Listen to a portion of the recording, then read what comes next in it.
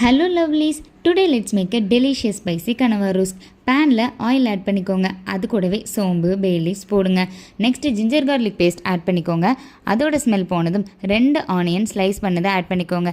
தேவையான அளவு salt add பண்ணிக்கோங்க. ஆனியன் நல்ல கோல்டன் ப்ரௌன் ஆனதும் 2 சின்ன டொமேட்டோவோட பேஸ்ட் ஆட் பண்ணிக்கோங்க. நல்ல சாஃப்ட் ஆகிற வரைக்கும் வதக்குங்க. மஞ்சள் பொடி, மல்லிப்பொடி, மிளகாய் பொடி, கரம் மசாலா எல்லாம் ஆட் பண்ணி மிக்ஸ் பண்ணிக்கோங்க. க்ளீன் பண்ணி வச்சுருக்க கனவா பீசஸ் ஆட் பண்ணி மிக்ஸ் பண்ணிவிட்டு கொஞ்சமாக வாட்டர் ஆட் பண்ணிக்கோங்க. கனவாவில் இருந்தே வாட்ரு ரிலீஸ் ஆகும்.